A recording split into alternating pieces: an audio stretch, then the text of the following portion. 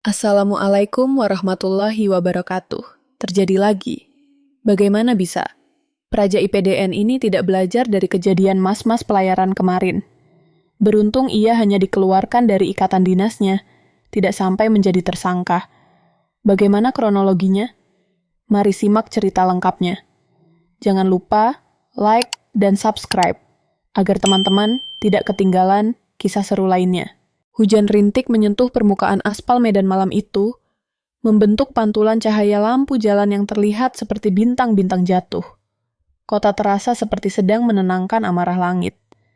Di atas skuternya yang telah banyak berjasa, Tigor mengendarai pelan, menyusuri jalan rusak dengan penuh kehati-hatian.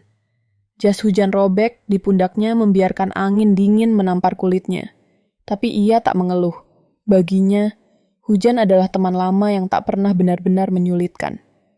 Di boks belakang motornya, makanan berkuah yang masih hangat itu bukan sekadar pesanan pelanggan, melainkan harapan. Harapan bahwa malam ini, keluarganya bisa makan tanpa harus mengutak-atik tabungan darurat yang sudah nyaris habis. Tigor adalah satu dari banyak orang yang hidup dengan satu prinsip sederhana. Terus bergerak, walau hidup kadang menabrak keras. Di balik pagar tinggi, asrama Praja Utama Sumut, irama langkah kaki para praja IPDN terdengar tegas dan beraturan, seperti gendang perang yang ditabuh tanpa jeda. Para praja, muda dan ambisius, berjalan dengan dada terangkat dan tatapan tajam, seolah dunia ini harus mereka taklukkan dengan idealisme yang digembleng disiplin. Di antara mereka ada Monang Sinaga, nama besar di lingkungan kampus, tak hanya karena prestasi akademiknya, tapi juga karena darah keturunan tokoh adat Toba yang mengalir dalam nadinya. Monang dikenal cerdas, vokal, dan sedikit angkuh. Tapi malam itu, kesombongannya tercampur dengan amarah yang belum menemukan sasaran. Hatinya resah, bukan karena hujan, tapi karena nilai laporan magangnya yang hancur, dan kata-kata pembimbing yang menusuk. Kamu tidak cukup matang untuk jadi pemimpin daerah. Kata-kata itu terus menggema dalam kepala Monang, meski ia berusaha menepisnya dengan memainkan layar ponselnya di bawah cahaya lampu taman. Duduk seorang diri, dengan tubuh tegap yang tetap tak bisa menyembunyikan gelisah, Monang tampak seperti prajurit muda yang kehilangan kompas. Beberapa praja lain lewat, menyapanya singkat, tapi ia hanya membalas dengan anggukan datar. Dadanya sesak, bukan karena dingin malam, tapi karena luka batin yang disebabkan ekspektasi dan tekanan nama besar keluarganya. Ia ingin marah, tapi tak tahu kepada siapa. Dan seperti gunung yang tertutup kabut, tekanan itu terus menumpuk, mencari celah untuk meledak, hingga suara motor tua berhenti di gerbang asrama, mengganggu lamunannya. Tigor turun dari motor, menyeka wajah yang basah oleh peluh dan hujan, lalu memeriksa kembali aplikasi pesanan yang menampilkan nama Monang S. Ia melangkah perlahan menuju pagar, memeluk kantong plastik berisi makanan, seolah itu harta karun terakhirnya. Gerimis masih turun, dan embun mulai menutupi visor helmnya. Tigor tahu betul, konsumen malam hari seringkali sudah capek dan mudah tersulut. Tapi ia berharap yang satu ini cukup manusiawi. Lalu dari arah taman, muncul seorang pria berseragam praja, melangkah cepat dengan dagu terangkat. Monang. Tatapan matanya tajam, tapi bukan karena ingin tahu, melainkan seperti jurang yang dalam, gelap, dan siap menelan siapa saja yang berdiri di bibirnya. Monang berdiri di depan Tigor, tangan di pinggang, tak langsung menerima makanan itu. Ia melirik jam tangannya, lalu berkata, "Kenapa telat, Bang?" Nada suaranya kering, sinis, dan tidak menyisakan ruang untuk empati. Tigor langsung menunduk sedikit, mencoba tetap tenang. "Maaf bang, tadi macet di Simpang Limun. Lagi ada perbaikan.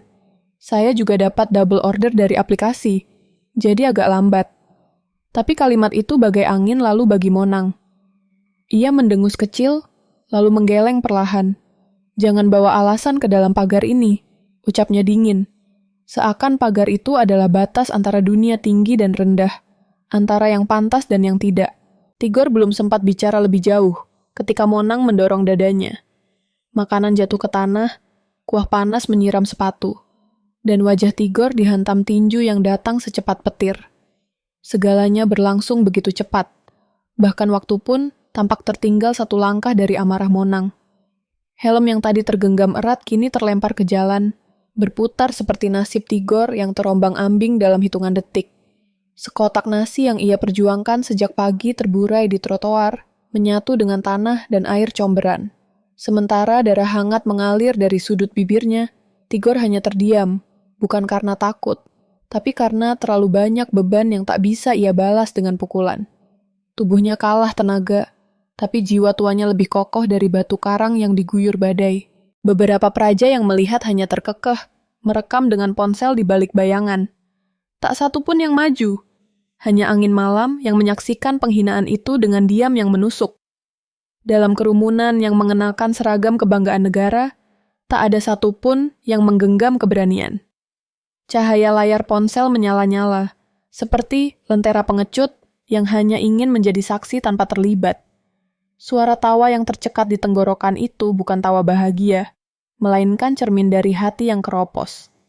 Angin malam memang dingin, tapi yang lebih menggigilkan adalah keheningan moral. Di tengah gelapnya halaman asrama, Tigor berdiri terpaku, bagai batu nisan hidup di tengah ladang kebisuan. Kekerasan itu tak hanya mencederai wajahnya, tapi menggores martabat kemanusiaan di hadapan mereka, yang seharusnya menjadi penjaga keadilan. Tigor tidak melawan, ia mengangkat wajah pelan, bibirnya berdarah. "Aku cuma cari nafkah, Dik," katanya lemah. Kalimat itu menghantam Monang lebih keras dari pukulannya sendiri, tapi egonya terlalu tebal untuk merasa bersalah. Kata-kata itu pelan dan retak, seperti nyanyian duka dari lubuk hati yang tak lagi berharap dihargai. Monang berdiri membatu, bukan karena terpukul rasa bersalah, tapi karena hatinya belum cukup lapang untuk mendengar manusia lain bicara. Di matanya, Tigor hanya pengemudi ojol yang bisa dibentak. Tapi dalam detik itu, sosok ringkih di hadapannya menjadi cermin, memantulkan kebusukan yang tumbuh di balik kebanggaan berlebihan. Namun, Monang memilih memalingkan wajah, karena mengakui kesalahan lebih berat daripada menjatuhkan orang yang tak berdaya. Malam itu, Tigor pergi tanpa berkata lagi. Langkahnya gontai, tapi harga dirinya tetap tegak, seperti tiang bendera yang tak roboh, walau diterpa badai. Esok paginya, video rekaman tersebar luas. Di media sosial, nama Monang menjadi sorotan. Bukan karena prestasinya sebagai praja, tapi karena tangan ringannya yang menampar nurani rakyat. Dunia maya meledak dalam satu malam. Tagar Justice for Tigor membanjiri lini massa, menyatu dengan amarah kolektif yang selama ini terpendam terhadap arogansi berseragam. Wajah Monang terpampang di setiap layar, bukan sebagai praja teladan, tapi sebagai simbol kegagalan etika. Sementara itu, Tigor menerima banyak pesan dukungan, bahkan dari orang-orang yang tak dikenalnya. Ada yang mentransfer uang, ada yang menawari pekerjaan lain, dan ada yang sekadar bilang, "Kami malu, karena kau harus dihina untuk kami sadar." Monang, di sisi lain, mulai merasakan sunyi yang tak bisa dikalahkan oleh pangkat. Karena ketika martabat diinjak, balasannya bukan hanya hujatan, tapi hilangnya kepercayaan. Di ruang dekanat IPDN Sumut, Monang berdiri di hadapan pembina. Baju itu bukan tameng untuk kesombongan, ujar pembina dengan suara tenang tapi menghujam. "Kamu tidak mewakili Monang saja. Kamu mewakili institusi ini." Kalimat itu mengunci lidah Monang. Untuk pertama kalinya, ia merasa tubuhnya kedinginan meski tak ada angin. Di hadapannya, pembina bukan hanya seorang pejabat akademik, tapi seperti suara hati bangsa yang kecewa. Setiap kata yang diucapkan terasa seperti palu godam yang menghantam tembok keangkuhannya. Ia diminta menanggalkan atribut tidak sebagai hukuman formalitas, tapi sebagai pengingat bahwa seragam tidak membuat seseorang lebih tinggi, hanya lebih bertanggung jawab. Di sudut ruangan, foto-foto alumni yang berjasa tergantung diam, seolah menatap Monang dengan pandangan getir.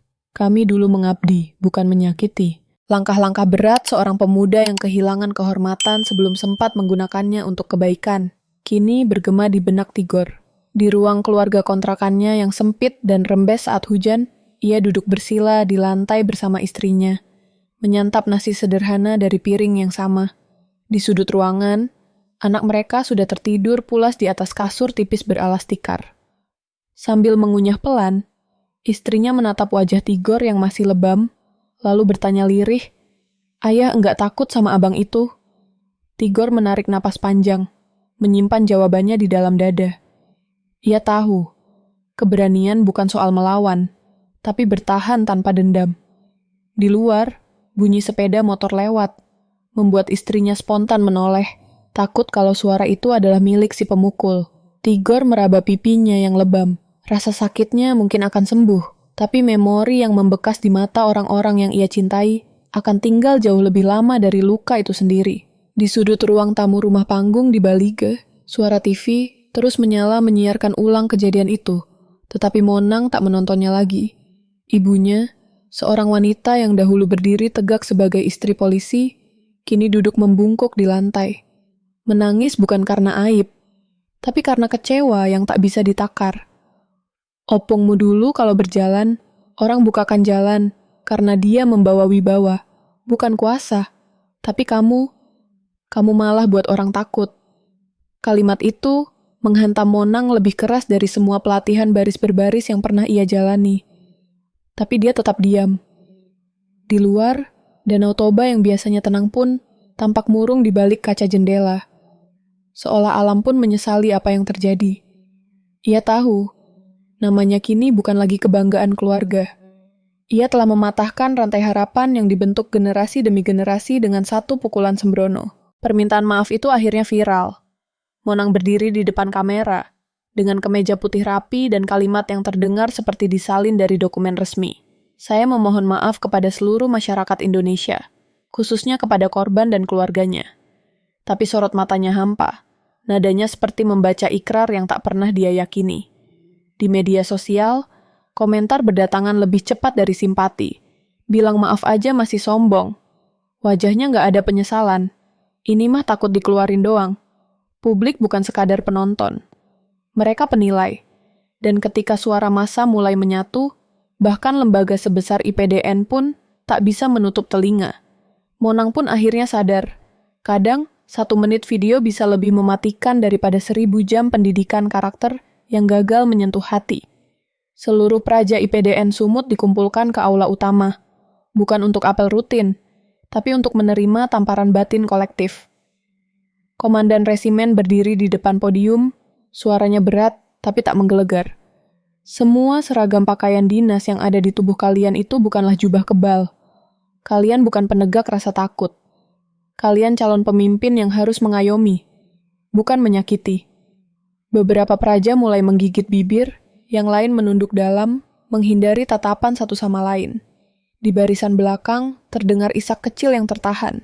Di titik itu, mereka sadar, satu tangan yang terangkat dalam amarah bisa menjatuhkan seluruh institusi.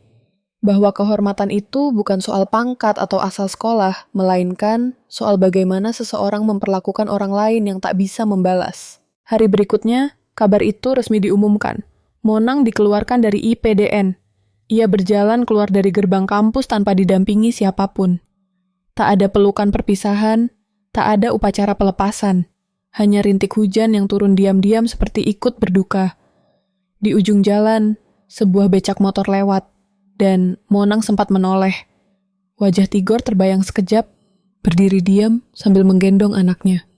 Sore itu, ia baru mengerti bahwa yang ia hancurkan bukan hanya seorang pria tua dan sebuah profesi, tapi seluruh dunia kecil di baliknya. Dunia seorang ayah. Dunia seorang anak yang belum tahu apa itu dendam, tapi sudah mengenal takut. Dalam diam, Monang menunduk, bukan karena malu, tapi karena akhirnya dia mengerti, empati yang datang terlambat tak bisa memperbaiki apapun. Hanya langit Medan yang menjadi saksi perdamaian diam-diam antara dua manusia dari dunia yang berbeda. Tak ada tepuk tangan, tak ada ucapan selamat. Tapi dalam dada Tigor, seolah ada badai yang mulai reda. Sudah lama ia tak merasa serileks ini. Angin sore menyapu wajahnya, membawa suara burung gereja yang bersarang di kabel listrik seberang jalan. "Ma, aku udah coba maafin. Gumamnya pelan, seolah berbicara pada sosok ibunya yang sudah tiada. Dalam diam, ia tahu bahwa yang ia lakukan bukan untuk pujian, tapi untuk anaknya yang masih kecil dan harus tumbuh di dunia yang tak selalu adil. Helmnya ia lepas, tangan kanannya mengusap peluh, bukan karena panas, tapi karena beban yang perlahan turun dari pundak. Monang kembali ke kampung menjadi sukarelawan di lembaga sosial. Tak mudah menelan pil kenyataan bahwa impiannya kandas di tengah jalan. Tapi justru, di sanalah ia menemukan bentuk baru dari kata berbakti. Ia mulai pagi-pagi, menyapu halaman balai desa, membantu ibu-ibu mengangkat galon air bersih, dan menuliskan ulang pelajaran untuk bocah-bocah yang tak bisa membeli buku. Dulu ia belajar baris berbaris, sekarang ia belajar bersabar menghadapi rengekan anak-anak kecil yang rebutan pensil warna. Monang bukan lagi sosok yang tegap dalam barisan apel, tapi ia jadi tempat orang-orang kecil bersandar yang tahu rasanya jatuh dan memilih untuk tidak lari. Baju dinasnya memang sudah pergi, tapi pelajaran hidupnya baru dimulai. Setiap langkah kaki di kampung membawa Monang lebih dekat pada versi dirinya yang lebih manusiawi. Kadang malam ia termenung di balai-balai bambu, mendengarkan nyanyian jangkrik dan bayangan masa lalu yang sesekali menyelinap. Ia tak menyangkal bahwa dirinya pernah salah, pernah sombong, pernah menampar harga diri orang lain karena merasa tinggi. Tapi justru dari luka itu, ia belajar bahwa hidup bukan tentang gelar, tapi tentang gentar untuk memperbaiki diri. Tak satupun orang memintanya berubah. Tapi ia tahu, diam-diam semua mata berharap, agar Monang kembali bukan hanya sebagai anak kampung, tapi sebagai teladan yang tumbuh dari kehancuran. Cerita ini bukan tentang siapa pahlawan dan siapa penjahat. Dunia tak sesederhana itu. Tigor yang sehari-hari mengantar pesanan orang lain, justru mengantar Monang menuju titik balik hidupnya. Dan Monang, yang sempat berdiri dalam formasi kebanggaan negara, kini belajar berbaris dalam formasi kebaikan kecil yang sering dilupakan. Mereka sama-sama terluka, sama-sama bingung, tapi juga sama-sama memilih untuk tak saling menjatuhkan. Di dunia nyata, kadang yang jahat pun bisa baik, dan yang baik pun bisa hilang arah. Tapi cerita mereka membuktikan satu hal, bahwa setiap manusia punya ruang untuk berubah. Selama ada yang mau memberi kesempatan dan memulai dari maaf. Dan bahwa memaafkan adalah bentuk kekuatan tertinggi yang tak pernah diajarkan dalam buku pelajaran. Ia tidak diajarkan dalam pasal-pasal atau modul pelatihan. Ia muncul saat manusia dipaksa menanggalkan egonya, menatap mata lawannya, dan berkata, "Aku paham." Di tengah dunia yang serba cepat menghakimi, keberanian Tigor untuk tidak membalas, dan tekad Monang untuk menebus, jadi pelajaran yang lebih tinggi dari seragam atau jabatan. Mereka mengajarkan kita bahwa manusia bukanlah catatan hitam putih, tapi perjalanan panjang yang penuh coretan, penghapus, dan kesempatan kedua. Dan di ujung jalan yang penuh liku, kadang yang kita temukan bukan kemenangan, tapi kedamaian.